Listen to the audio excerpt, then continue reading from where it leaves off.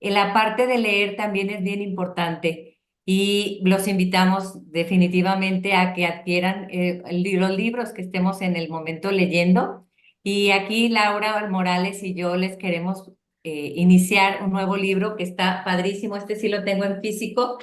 Este libro, el primer libro que escribió Víctor Frank, ya como editado, vaya, de los 20 que escribió este señor.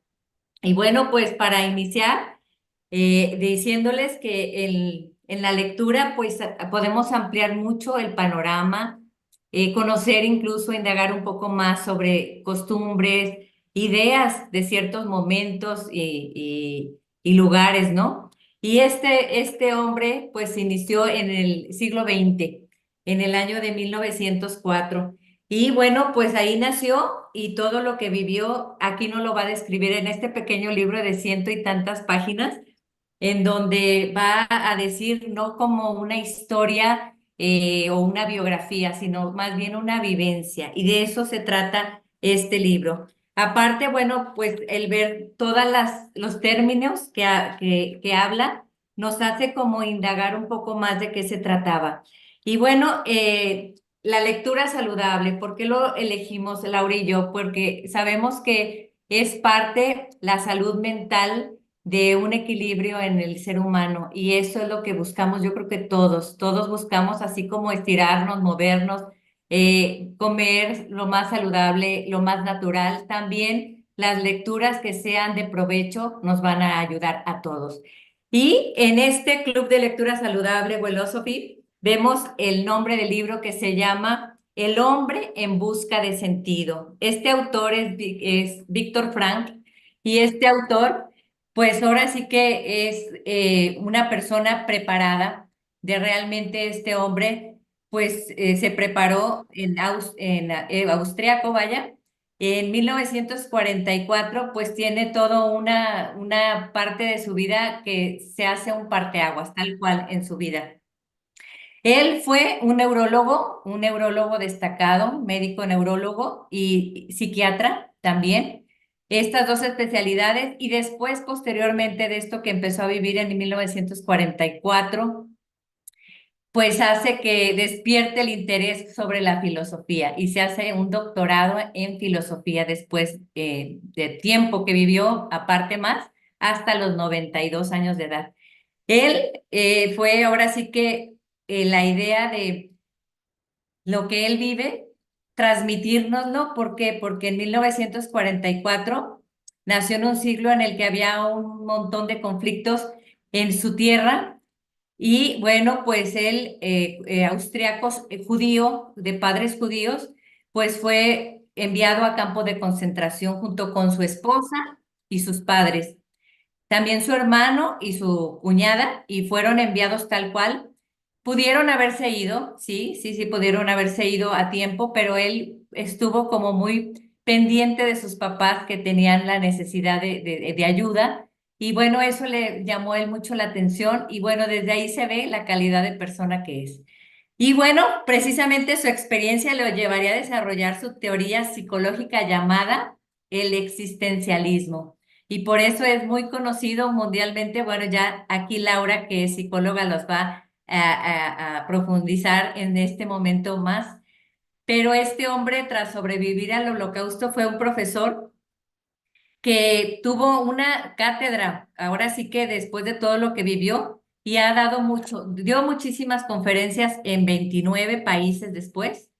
Y algo que también me llama mucho la atención, que fue miembro de honor en la Academia Austriaca después de todo esto vivido, que fue, él lo llama tal cual como un milagro, y fue galardonado como honoris causa, ¿no? Entonces se le otorgó este título y bueno, un hombre que vivió arduamente 85 años trabajando literal con todo y murió en uno de los departamentos que le dieron después del holocausto, que no le dieron, más bien él se fue a vivir tal cual y duró ahí en el noveno distrito en Austria, en el que vivió ahí después ya toda su vida. En la policlínica fue jefe de departamento, profesor y estuvo súper activo. Y bueno, ahora sí que yo me quedé pensando, ¿qué es eso de logoterapia? Y bueno, pues esto fue lo que yo creo que su idea desde siempre en cuanto a lo que vivió. Aquí nos lo resume padrísimo en este libro, en el prefacio, en la introducción. Pues ahora sí que realmente profesor que le gustó y fue ya un súper fan de hacer esto de las logoterapias, que fue José Benigno Freire.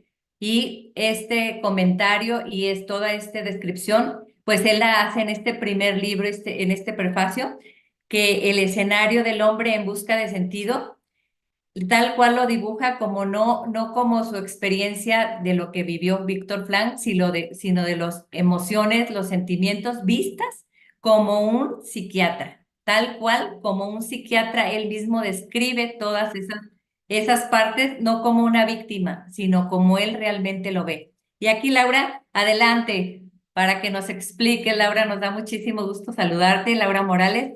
Y esto está interesantísimo porque tú nos vas a ampliar, pero también cómo lo podemos encontrar y adecuar a nosotros, a lo que ahora somos nosotros y en estos momentos también en el que la humanidad vive. Adelante, Laura. Muchas gracias. Pues muy buenos días. Este libro en verdad es muy interesante porque nos plantea preguntas que deberíamos de hacernoslas desde que somos chicos y a veces nos las hacemos cuando tenemos una dificultad. Entonces, primero que nada, es importante entender todo el contexto que vivió este doctor para que nos quede claro qué sucedía. En ese entonces, lo que estaba más en boga y era la corriente más fuerte en cuanto a psicología era el psicoanálisis con Sigmund Freud. Todos sabemos de este psiquiatra que se ponía a dormir a la gente y era todo un hit, pero él traía otra idea. Él pensaba que el sentido de la vida de la gente no estaba todo relacionado al pasado y a los traumas, a lo que habían estado platicando.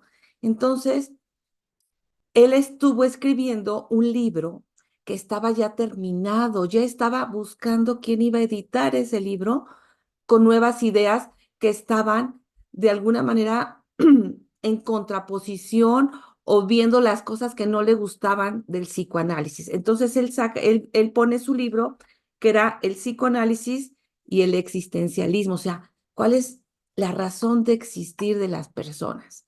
Él estaba con su libro buscando quién lo editaba cuando se viene lo de la guerra y él se pone en esta paradoja, como nos dijo Marisa. Me voy a Estados Unidos, me llevo mi libro y se hace un hit porque él sabía que eso que llevaba ahí era una investigación muy importante que iba a revolucionar el mundo de la psicología o me quedo a vivir la guerra.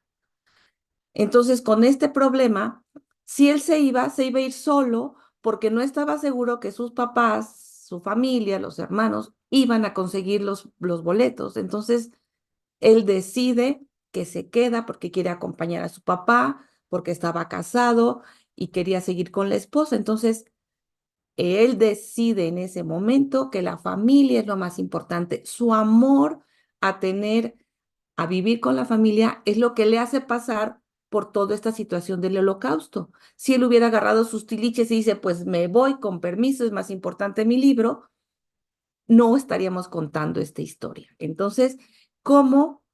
Aquí hay que empezar a ver como una situación que para algunos puede sonar triste, que podríamos decir, es que ¿por qué lo hizo? Hubiera evitado su sufrimiento y se hubiera ido. Todo lo que nos sucede en la vida nos puede dar un aprendizaje y eso es lo que él nos va a enfatizar en este libro. Todo lo que nosotros pasamos tiene un significado, pero el significado se lo damos nosotros. Eso es lo que tiene que ver con la logoterapia. Entonces, él ya traía toda esa idea, la traía en su libro, el libro de psicoanálisis y existencialismo. Él estaba en esa búsqueda cuando se lo llevan al campo de concentración, lo tienen ahí registrado y nos narran aquí, que es el inicio de este libro, cómo él quería proteger es escrito. Acuérdense que en ese entonces se escribía a máquina, no había manera de que tuviera 10 copias. Nosotros seguramente ahora hacemos un trabajo y lo subimos a la nube, lo tenemos respaldado, pero él no podía. Él solo tenía ese manuscrito que había hecho él y era su tesoro, su más grande tesoro, porque era su sueño publicar ese libro. Cuando él llega al campo de concentración y lo lleva entre su ropa, en el abrigo escondido, y le dice, deja todo ahí, no puedes pasar a la siguiente parte hasta que dejes todo, él siente que la vida se le acaba. O sea, ya lo había separado de la mamá, de los papás, ya lo habían separado de su esposa que estaba embarazada, y ahora me quitaban a mi otro hijo, que era mi tesoro, mi libro.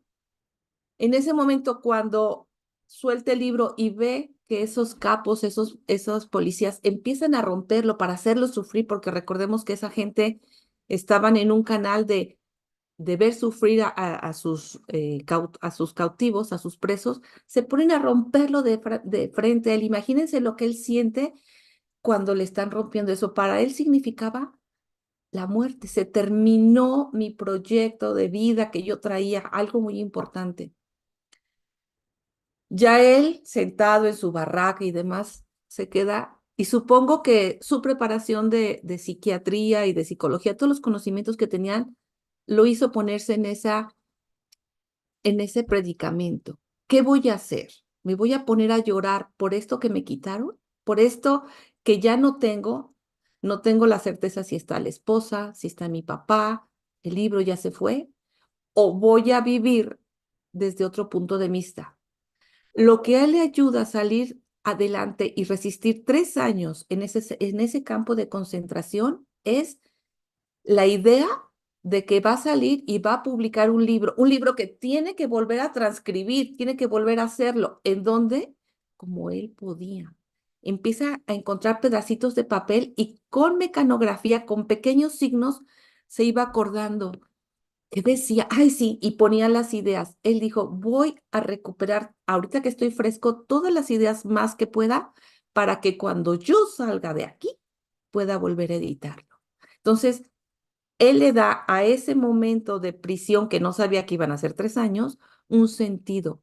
Mientras esté aquí, voy a escribir en esos pedacitos de papel para cuando yo salga pueda editarlo. Entonces, le da un sentido. Otra cosa que le ayuda muchísimo a salir a él de esa situación es que él, cuando estaba solo, imaginaba a su esposa. Y él decía, cuando yo salga, vamos a hacer una vida juntos y vamos a hacer lo otro. O sea, recordaba sus momentos más bonitos que él tenía y eso le daba fuerza. El hecho de estar pensando en algo que era agradable hace que tu cerebro en ese momento produzca, ya lo habíamos visto en el libro de nuestra amiga, de la psiquiatra Marian Rojas, nos produzcan sustancias que nos hacen sentir bien, la oxitocina, la serotonina, el traer recuerdos de momentos agradables en una situación difícil, como que me separa, como que hago que lo veo de lejos y entonces me siento mejor. Entonces él se ponía a recordar los mejores momentos con su esposa. De hecho, tenía un compañero ahí en ese lugar, Otto, y se ponía a platicar. Y todos los días él se propuso, voy a recordar a mi esposa con las mejores cosas, y lo hacía él solo y platicándolo con el amigo. ¿Para qué le sirvió esto? Para tener fuerza y tener un sentido de vida. Entonces, este libro, lo más valioso que tiene es que visto desde una persona preparada, él se sentaba a ver todas las situaciones por las que va pasando, que es lo que nos va a describir aquí, pero no es un libro lleno de juicios, no es un libro donde la persona se ponga en el victimismo y diga, es que qué barbaridad, cómo sufría y lloraba porque los pies los tenía congelados y me daban poco de comer. No, él no cae en ese victimismo. Él no quiere hacer de este libro una parte para que tengamos odio, resentimiento hacia ese momento que se vivió en la historia, ese momento tan feo. Él lo que quiere es rescatar situaciones para que entendamos qué pasaba en la mente de los prisioneros. Entonces, el valor de este libro es que él escribe para relatar lo que sucedía ahí desde una manera muy objetiva y tratando de entender por qué muchos de los presos murieron tan rápido, muchos y otros duraron. O sea, él quería entender qué pasaba. Entonces, fíjense cómo la vida, sin quererlo, lo pone en yo lo veo como en un gran centro de experimentación, donde él no tenía control sobre lo que pasaba, pero él era el observador. Él estaba observando en ese gran espacio enorme, tenía mucha gente que estaba pasando por situaciones que eran fuera del pensamiento de una persona que estuviera ahí, o sea, era impensable todo lo que vivieron, pero él se puso a observar como un científico y a tratar, no lo podía escribir, pero lo escribía aquí. Y todo lo que él iba pensando y hilando, todas esas historias y pensando, le fueron dando fundamentos al libro que él había escrito y que le habían roto. Entonces, ahí está ese gran valor. El libro que él había estado escribiendo y que se quedó ahí parado porque se lo despedazaron, le dio fundamentos para todo lo que estaba experimentando y viendo. Entonces, se hilan. Ese es el gran logro de este libro. Cuando él sale de toda esta situación del campo de concentración y consigue a un amigo y le dice, mira, ya logré, se pone a escribir, saca otra vez su libro. Ah, pero espérenme, hay una parte aquí que en el mundo de tanta crisis y demás que estaba tanta situación, cuando llega a ver a un amigo, el amigo le dice, hey, cálmate, ¿no te acuerdas que cuando tú te fuiste me dejaste la copia del libro? Y él dice, ¿cómo? Sí, tú le pusiste un papel calca, hiciste dos, a mí me dejaste uno, y tú tienes y te llevaste el otro, te rompieron uno, pero aquí está el otro. Entonces, con ese copia que él tenía el amigo, que no se veía tan clarita y no estaba tan completa, él agarra y reescribe su libro. Cuando está en eso y platicando con los amigos, ya saliendo de toda esta situación, los amigos le dicen, ¿por qué no escribes un libro de todas las vivencias? Ay, no, o sea, él en ese momento nunca pensó escribir este libro, él no pensaba escribir las vivencias. Él en lo que estaba enfocado era en sacar su libro que había escrito hace 5 o 6 años, pero todo lo que vivió se pone a escribirlo y saca este libro con esas vivencias. En un principio él dice, no le voy a poner nombre, yo no quiero que nadie sepa de qué se enteran, pero los amigos que había contactado al final de la guerra y que estaba con los que estaba conviviendo le dicen, hey, esto que tú estás escribiendo es muy valioso, pero va a valer más cuando tú le pongas que tu nombre, cuando sepan que lo está diciendo un psiquiatra, un médico experto que estuvo ahí. Entonces lo animan, lo pone y cuando él pone estos datos, pues el libro empieza a venderse de una manera muy buena. Entonces, esto es lo que vamos a estar viendo en este libro, como el significado que le damos a lo que nos sucede en la vida es lo que nos va a dar fuerza para salir adelante, para encontrar los recursos y las herramientas para enfrentarlo, o yo, por lo que estoy pensando, por las elecciones que estoy haciendo de mis pensamientos, puedo hacerme la víctima y puedo estar en el sufrimiento. Y esa parte es la que él habla todo el libro. Todos tenemos la facultad para elegir. Y hay una frase que a mí me gusta, el dolor es inevitable. Cuando tú te haces una cortada, cuando muere un ser querido, cuando te quedas sin trabajo, hay un dolor, hay una situación que dices tú, es que esto no me puede haber pasado, el corazón, el estómago. El dolor es inevitable ante una situación difícil e inesperada, pero el sufrimiento es opcional porque el sufrimiento tiene que ver con lo que yo me digo de esa situación y también tiene que ver con lo que me enseñaron, las creencias, el momento cultural, la situación por la que pasé, la herencia de alguna manera con la que crecí en mi casa y me dijeron esto tiene que ser de esta manera y a veces yo me aferro a que las cosas tienen que ser así o deberían de ser de esta manera y entonces ahí estoy sufriendo, pero no es por la situación, es por lo que yo me digo de lo que sucede. Entonces, eso es de lo que nos va a hablar en este libro,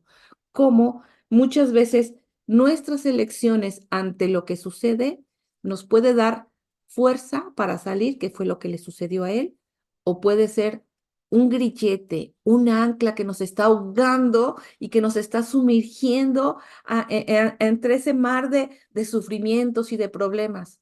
O puedo agarrar y patalear y saber que hay una tablita, dependiendo de lo que yo decida. Entonces, esto es parte de este libro que está fabuloso, a mí me gusta.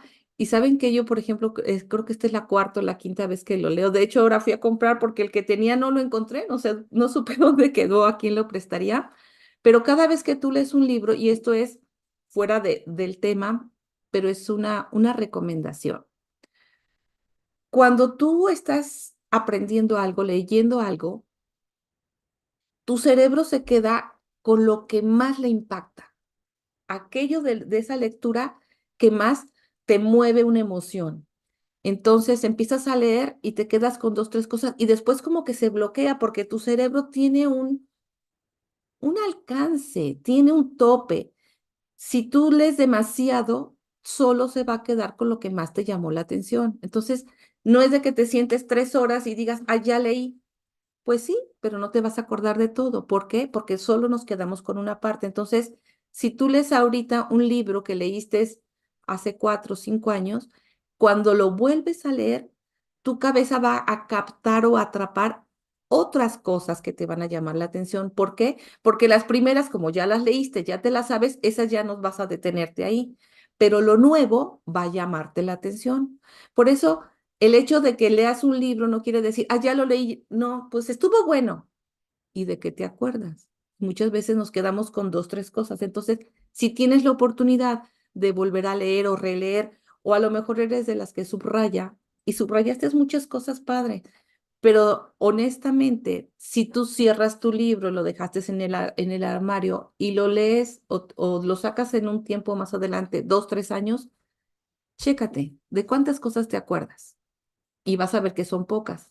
Puedes aprovechar, buscar qué hay subrayado y entonces vas a recordar o más bien vas a meter a tu cabecita otras cosas nuevas, porque lo que más te impactó se quedó grabado y lo demás se fue. No se graba todo en un solo momento. Por eso también es en las escuelas, no podemos llegar al niño y darle un montón de cosas. Nos vemos en un año, se dice una cosa, al siguiente año como que lo repetimos y a veces dices, pues si ya le habíamos enseñado eso, sí, pero es que tiene que ser gradual y escalonado. Entonces, cuando leas un libro, no creas que te quedaste con todo y es valiosísimo. No es cierto. Nos vamos a quedar con una parte y si lo vuelves a tomar un tiempo más adelante y lo vuelves a releer, a veces dices, es que ahora lo disfruté más. Si es una novela, si es un libro como estos de superación o de que nos está ayudando a dar herramientas para salir adelante, yo sí tengo ese hábito. Yo me acuerdo que cuando empecé en la escuela a estudiar y alguna vez subrayé, hasta me regañaron porque los libros no se rayan, qué barbaridad, era como un sacrilegio. Y más, ahora lo pienso, pues porque nuestros libros los pasábamos a los hermanos, ¿verdad? Entonces, pues si los dejábamos subrayados, pues ya les estábamos haciendo la tarea. Entonces, como que no debíamos de subrayar, entonces hacíamos resumen en una libreta, en un cuadernito, pero si tu libro es tuyo, igual lo puedes subrayar con un lápiz, con lo que sea. Cuando tú vuelves a tomar ese libro, vas a tener nuevas herramientas y vas a ver cosas que antes no vistes. Entonces, como para que aprovechen.